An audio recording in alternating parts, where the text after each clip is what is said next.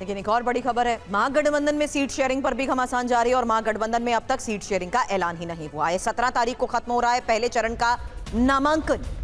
अब 17 तारीख को पहले चरण का नामांकन खत्म हो रहा है और महागठबंधन में अब तक सीट शेयरिंग का ऐलान ही नहीं हुआ।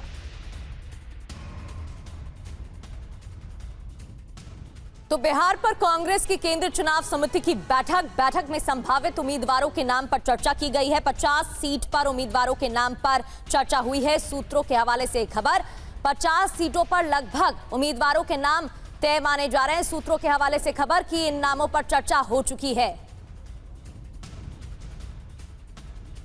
बड़ी खबर यह है कि आरजेडी ने 71 उम्मीदवारों को सिंबल दे दिए हैं और सीपीआई एमएल ने 18 उम्मीदवारों की लिस्ट जारी की है। कांग्रेस 65 से कम सीट पर राजी नहीं हो रही। आरजेडी कांग्रेस को 58 से ज्यादा सीट देने पर राजी नहीं है। महागठबंधन कई सीटों पर फ्रेंडली फाइट के हालात हैं। हालांकि घोसी, मटिहानी, राजापाकड़, कहलगांव, फुलवारी, पालीगंज, बछवाड़ा, मांझी, तरारी, कटुबा सीटों पर भी महागठबंधन के दो दल आमने सामने आ सकते हैं।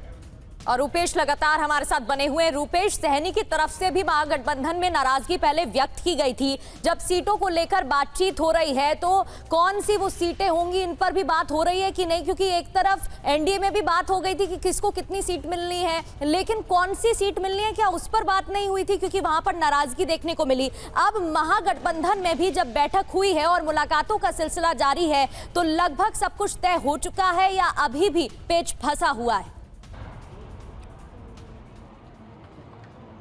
देखिए, बिल्कुल पेच फंसा हुआ है। मुकेश सहनी को कौन कौन सी सीटें दी जाएंगी वो तो सेकेंडरी है। सबसे पहले कितनी सीटें दी जा रही हैं, कितनी सीटों को लेकर के ही मुकेश सहनी ज़्यादातर खगड़िया से लेकर के और उत्तर बिहार मुजफ्फरपुर, दरभंगा से लेकर के और सुपौल तक वो सीटें चाह रहे हैं। और उसमें उनकी जो मांग है वो कम से कम 20 सीटें उनको दी जाएं, लेकिन 10 से 12 सीटें देने पर ही सहमति बन पाई है अभी तक आरजेडी की तरफ से।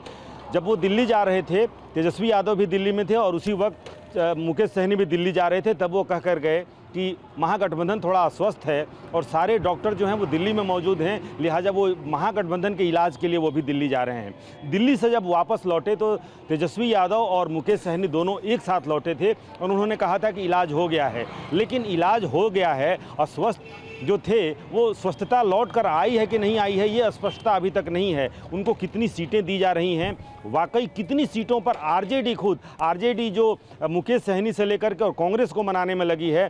तेजस्वी यादव जब दिल्ली गए थे तो दिल्ली के आला कमान से ना तो राहुल गांधी से और ना ही खड़गे साहब से उनकी मुलाकात हुई, वेणुगोपाल से उनकी ज़रूर मुलाकात हुई और वहाँ पर अल्लाह बरूज जो बिहार कांग्रेस के प्रभारी हैं उनसे उनकी मुलाकात हुई। कांग्रेस की जो बिहार की टीम है वो भी पटना वापस लौट आई है और उन्होंने अभी तक जो सूचना है उसके अनुसार, हालांकि उनके पास प्लान बी भी तैयार है, लेकिन 65 सीटों की जो सूची है, जो उम्मीदवारों के जो लिस्ट हैं वो लगभग उनके पास फाइनल है। और आरजेडी को कांग्रेस ने ये कह दिया है कि हम 65 से कम सीटों पर चुनाव लड़ने को तैयार नहीं हैं। दूसरी तरफ आरजेडी इस जिद पर अड़ी हुई है कि 58 सीटों को चिन्हित किया गया है। इन 58 सीटों से ज्यादा कांग्रेस को देने पर फिलहाल सहमति नहीं बन पाई है।